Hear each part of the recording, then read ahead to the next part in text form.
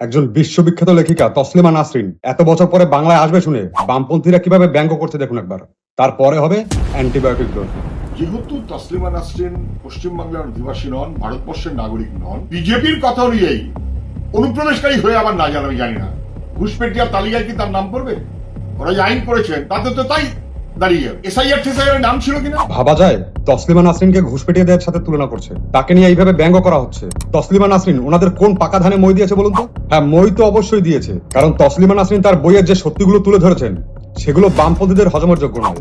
সেটাই ছোট্ট ভিডিও ক্লিপটা দেখলেই বুঝতে পারবেন, দেখুন একবার। আজকাল আমি দেখছি যে মাদ্রাসায় মাদ্রাসায় জঙ্গিদের মহড়া হচ্ছে, বাচ্চাদের হাতে সেই খেলনা পিস্তল দিয়ে তারপর এইসব জঙ্গি পোশাক পরিয়ে জিহাদি ভাষণ দিচ্ছে, মানে কাফেরকে কতল করো, বিধর্মীকে কতল করো, এই ধরনের বাচ্চা থেকেই শেখাচ্ছে। আসলে এদের যারা জঙ্গি হচ্ছে তাদের তো দোষ নেই, তাদেরকে তৈরি করা হয়েছে এভাবে। সুজন বাবুদের গায়ে জ্বালা ধরার এটাই হচ্ছে আসল কারণ। এই জন্য এরা 20 বছর আগে তসলিমা নাসরিন বাঙালি লেখিকা হওয়া সত্ত্বেও বাংলা ছাড়া করেছিল। এমনকি এই বামফ্রন্ট তসলিমা নাসরিনের লেখা দ্বিখণ্ডিত নামক একটা বই এই বাংলায় ব্যান করে দিয়েছিল। সারা বিশ্বে এতগুলো মুসলিম দেশ, ওই সেখানে তো তারা কেউ ব্যান করেনি, কিন্তু বামফ্রন্ট করেছে। তার মানেটা খুব পরিষ্কার যে তারা মৌলবাদীদের সমর্থন করেন, কিন্তু হিন্দুত্ববাদকে নয়। তার প্রমাণটাও একবার দেখে নিন। নামটা তসলিমা নাসরিন হলেই যে তিনি একেবারে মুক্ত স্বাধীন তা তো নন। তিনি বিজেপি এবং আরএসএস এর হয়ে কাজ করছিলেন এক বছর। যদি আপনি তার বিভিন্ন বক্তব্য দেখেন, তিনি প্রকৃতপক্ষে উগ্র হিন্দুত্ববাদের পক্ষে প্রচার করেছেন। যা বাবা, শেষ পর্যন্ত তসলিমা নাসরিন ও আরএসএস। আপনারা সবাই একটু গরুখুর বিকাশ বাবুর জন্য হাততালি দিন। মানে মৌলবাদী চিন্তাধারার বাইরে যেই কথা বলুন, সে নাকি বিজেপি বা আরএসএস এর হয়ে কাজ করে। মানে সব জায়গায় এরা আরএসএস এর ভূত দেখতে পায়। বাংলাদেশে বারবার কিভাবে হিন্দুদের উপর নির্যাতন হয়েছে সেটাই তুলে ধরেছেন বারবার এই তসলিমা নাসরিন তার বইগুলোতে। হাজার হাজার নয়, লাখ লাখ হিন্দুদের সেই মৌলবাদীরা জঘন্য নির্মম ভাবে শেষ করে দিয়েছে। এটা কিন্তু বামপন্থীরাই সব থেকে ভালো করে জানে, কারণ তারাও সেই নির্যাতনের শিকার হয়ে পূর্ববঙ্গ থেকে পশ্চিমবঙ্গে এসেছে। তারপরেও সেই কালো দিনগুলোকে তারা কোন অঙ্কে অস্বীকার করে আমার কিন্তু জানা নেই। একবার ঠান্ডা মাথায় ভাবুন তো, এরা বারুইপুর কাণ্ডের অপরাধীদের আরএসএস বা বিজেপির সমর্থক বলে চালিয়ে দেয়, কিন্তু সেই একই রকম ঘটনায় যেমন দিনহাটা কাণ্ডে চুপ থাকে, কারণ সেখানে অপরাধীর নাম শফিকুল হক। মালদা কাণ্ডেও চুপ থাকে, কারণ অপরাধীর নাম রবিউল শেখ। উত্তর 24 পরগনা কাণ্ডে চুপ থাকে, কারণ অপরাধীর নাম বাপ্পা মোল্লা। তার মানেটা খুবই পরিষ্কার, এই বামপন্থীরা তসলিমা নাসরিনের মতো একজন বিশ্ববিখ্যাত লেখিকাকে বাংলা ছাড়া করেছিল, আর এখন তাকে অপমান করছে, ব্যঙ্গ করছে, কারণ শুধুমাত্র তিনি বারবার মৌলবাদীদের নৃশংস বর্বরতা সারা পৃথিবীর সামনে তুলে ধরেছিলেন। সেটাই তার বড় অপরাধ। সুজন চক্রবর্তীরা তসলিমা নাসরিনকে নিয়ে কিভাবে ঢপের চপ খাওয়ায় মানুষকে, আজকে সবাইকে চোখে আঙুল দিয়ে দেখাবো। আজকে আমি একা নই, আমার সাথে রয়েছেন বিজেপির মুখপাত্র শ্রীমতী কেয়া ঘোষ। আগে দেখুন সুজন চক্রবর্তী কিভাবে মিথ্যাচারটা করলেন, তারপরে হবে জোড়া অ্যান্টিবায়োটিক ডোজ। তসলিমা নাসরিন পশ্চিমবাংলার অধিবাসী নন, ভারতবর্ষের নাগরিক নন। পশ্চিমবাংলায় যখন বামফ্রন্ট সরকার ছিল তখন কেন্দ্রে নিশ্চয়ই বামফ্রন্ট সরকার ছিল না। কোথায় থাকবেন অথবা থাকবেন কিনা এই সিদ্ধান্ত যারা নেন তারা কেন্দ্রের সরকার। বামফ্রন্টের ঘাড়ে দোষ চাপিয়ে কেন লাভ হচ্ছে আমি জানি না। রাজনৈতিক উদ্দেশ্যে এসব নানা কিছু করা হয়। আচ্ছা, এটা রাজনৈতিক উদ্দেশ্য প্রণোদিত, তাই তো? তাহলে 2004 সাল থেকে 2007 সাল পর্যন্ত আপনাদের সরকার থাকাকালীন কিভাবে তসলিমা নাসরিন পশ্চিমবঙ্গে ছিলেন? তখন কি কেন্দ্রে বামফ্রন্ট সরকার ছিল? আপনারা আর কত বোকা বানাবেন মানুষকে বলুন তো? এইটুকু বিষয় সবাই জানে যে বাইরের দেশের কাউকে আমাদের দেশে থাকার জন্য অনুমোদনটা স্বরাষ্ট্র মন্ত্রক দেয়, কিন্তু তিনি কোথায় থাকবেন না না থাকবেন সেটা পুরোপুরি ডিপেন্ড করে রাজ্য সরকারের উপর। কিন্তু 2007 সালে আপনারা শুধুমাত্র একটা কমিউনিটিকে তোষণ করার জন্য এত বড় একজন লেখিকাকে তাড়িয়ে দিয়েছিলেন এই বাংলা থেকে। আর আপনারা যে পুরোপুরি ঢপের উপর চলছেন সেটাও বাংলার মানুষ বুঝে গেছে। তার জন্য আপনারা শূন্য থেকে মহাশূন্য যাওয়ার অবস্থা। যাই হোক, বিজেপির মুখপাত্র কেয়া ঘোষের সাথে আমি কথা বলেছিলাম এটা নিয়ে। তিনি কিভাবে সুজন বাবুকে ডোজ দিলেন দেখুন একবার।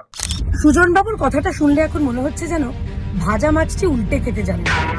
তা সুজন বাবু, আইন শৃঙ্খলা কার দায়িত্বে থাকে? রাজ্যের দায়িত্বে থাকে। তখন আপনাদের রাজত্ব ছিল এবং আপনারাও ঠিক তৃণমূলেরই মতন দুধেল গায়ে তোষণ এবং পোষণের জন্য আপনারা তসলিমা নাসরিনকে বাংলা ছাড়া করেছিলেন এবং আপনারা এখন কেন্দ্রীয় সরকারকে দোষ দিচ্ছেন। কিন্তু আমাকে বলুন তো, 2026-এর আগে আমাদেরই তো সরকার আছে কেন্দ্রে, কেন তসলিমা নাসরিন পশ্চিমবঙ্গে ঢুকতে পারেননি?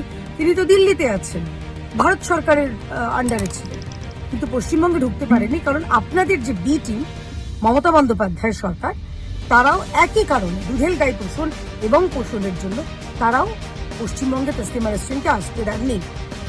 4 মে 2026-এর পর রাজ্যে পালা বদলের পরেই কিন্তু প্রকৃত অর্থে ভারতীয় জনতা পার্টির সরকার। আমরা কোনো ওই রাজনৈতিক দল, রাজনৈতিক রং, রাজনৈতিক মোড়ক না দেখে আমরা তসলিমা নাসরিন তার মতন একজন সাহিত্যিককে পশ্চিমবঙ্গে ফিরিয়ে আনছি। তার অনুষ্ঠান হচ্ছে, আপনাদের গায়ে লাগছে, কারণ আপনাদের যে চালাকি বলি বা বদমাইশি বলি সব বেরিয়ে আসছে। তাই সুজনবাবু এখন এইসব কাঁদুনি গেয়ে মানুষকে টুপি পরিয়ে লাভ নেই, শাক দিয়ে মাছ ঢাকা যায় না। একদমই দিদি, তসলিমা নাসরিনকে এদের যদি পশ্চিমবঙ্গে থাকতে দেওয়ার ইচ্ছাই থাকতো তাহলে উনি এখন পশ্চিমবঙ্গে আসবে জেনে ওনারা ব্যঙ্গ করতেন না। এমনকি বিকাশ বাবু এটাও বলতেন না যে তসলিমা নাসরিন বিজেপি বা আরএসএস এর কথায় চলে। এটা থেকেই বোঝা যায় যে শুধুমাত্র মৌলবাদকে তোষণ করার জন্য বাম সরকার তখন পশ্চিমবঙ্গ থেকে তসলিমা নাসরিনকে তাড়িয়েছিলেন।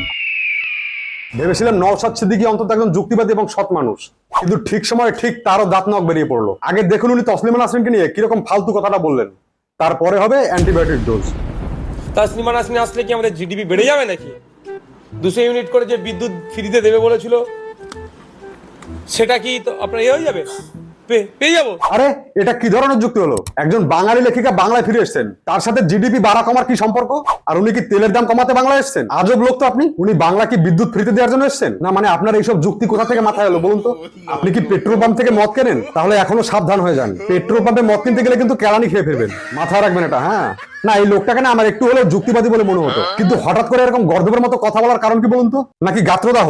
তসলিমা নাসরিন যে কোনো মৌলবাদ নিয়ে বেশি লেখালেখি করেন, তাতে আপনার গাত্রদাহ হওয়ার কারণ কি বলুন তো? আপনি কি নিজেকে মৌলবাদী মনে করেন নাকি মৌলবাদীদের সমর্থন করেন? হ্যাঁ, আর একটা কারণ হতে পারে, আপনার ভোট ব্যাংকের মধ্যে মৌলবাদীদের আনাগোনা নেই তো। দেখুন আপনার আজকের এই বক্তব্য আপনার প্রতি মানুষের ভুল ধারণাটাকে আজকে ভেঙে দিল। তসলিমা নাসরিন তো বলেছেন তিনি সব ধরনের মৌলবাদের বিরুদ্ধে, শুনুন একবার তার মুখেই। আমি সব ধর্মীয় মৌলবাদের বিরোধী, ইসলামী মৌলবাদের বিরুদ্ধে আমি বেশি সরব, কারণ শৈশব থেকেই একে খুব কাছ থেকে দেখেছি। ইসলামী আইনে নারীর বিরুদ্ধে বৈষম্য দেখেছি, অমুসলিম, নাস্তিক ও মুক্ত চিন্তকদের ওপর নিপীড়ন দেখেছি, মানুষের ব্যক্তিগত জীবন, চিন্তা ও স্বাধীনতা নিয়ন্ত্রণ করতে দেখেছি, সারা বিশ্বজুড়ে জিহাদি উগ্রপন্থীদের সন্ত্রাস ও হত্যাকাণ্ড দেখেছি। তাই এর নাম স্পষ্ট করে বলি। শুনলেন তো, এটাই হচ্ছে তসলিমা নাসরিনের চিন্তাধারা। 1 তারিখের বক্তব্যটা পুরো শুনলে বোঝা যায় তসলিমা নাসরিন সত্যিই মানুষের ভালো চান, মানুষের কল্যাণ চান, ধর্মীয় মৌলবাদ মুক্ত একটা বাংলা দেখতে চান। এটা কি তার অন্যায়? তার বক্তব্যের সাথে আপনি একমত নাও হতে পারেন এবং দ্বিমত পোষণ করতে পারেন। তিনি ধর্মীয় মৌলবাদের বিরুদ্ধে কথা বলেছেন, আপনার দম থাকলে সেটা যুক্তি দিয়ে খণ্ডন করুন। আসলে সব নেতারাই ওই একই ধর্ম, নিজেদের রাজনৈতিক স্বার্থে এরা মৌলবাদকেও প্রশ্রয় দিতে পিছপা হয় না। আমার সাথে আপনিও সহমত হলে দয়া করে সাবস্ক্রাইব করে পাশে থাকবেন। জয় ভারত।